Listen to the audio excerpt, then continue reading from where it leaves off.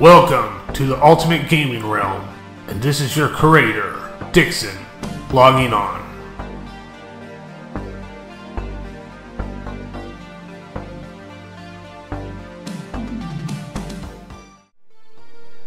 An interesting game that Jim Sterling was recently talking about, and plus with the looks of the game really got me curious.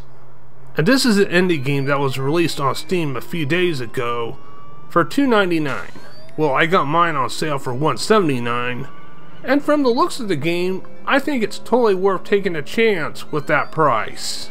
Because if you take a look at it, you can see that it has the vibe of the awesome 1980s, with the proper fitting of the neon lighted graphics, and a fantastic synthwave soundtrack. And for what the price is, you can't go wrong. Especially if you're an 80s type of guy like me. Woo! By the way, the name of the game is OutDrive. It's a driving game. But what kind of a driving game is it? Well, you wouldn't believe this if I told you. It's an endless driving game. And the main purpose is to drive a DeLorean and keep the car boosted with the right speed without slowing down or overheating. You see the bar below the DeLorean?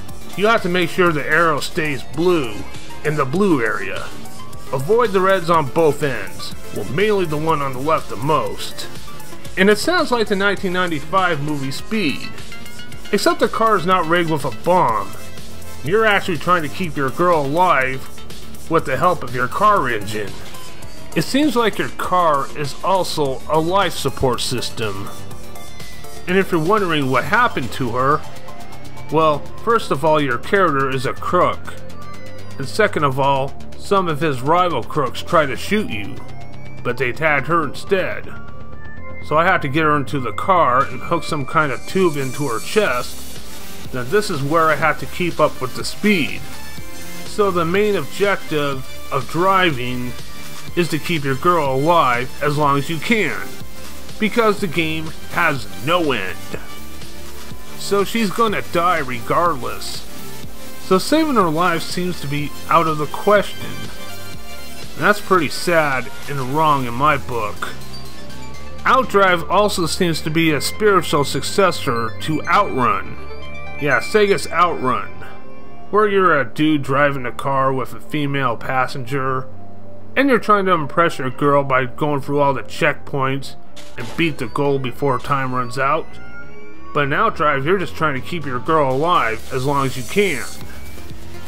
And here's another issue with OutDrive. The controls are too stiff, especially if you run into roadblocks instead of ramps.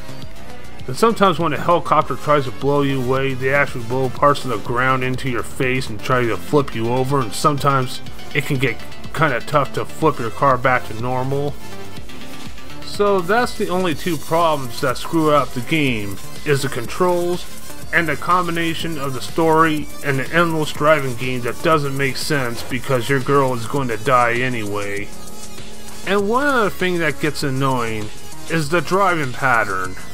It does get repetitive. So as far as I can tell, I only have 3 complaints with the game.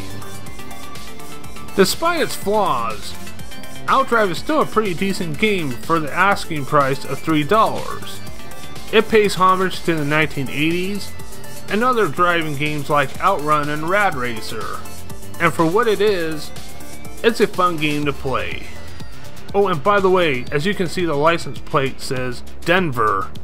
Well, that's not where OutDrive is set in. It's set in Miami, of course. Denver is just the name of the developer of OutDrive. OutDrive may be a game that some people like and some people don't like. Jim Sterling didn't seem too impressed with the game, and he did make some good points about it. But OutDrive is a million times better than these awful indie games like Slaughtering Grounds or Black Shadows. But I enjoy OutDrive really well for what it is, and for a reasonable price, I would recommend it. And this is Dixon of the Ultimate Gaming Realm, logging on.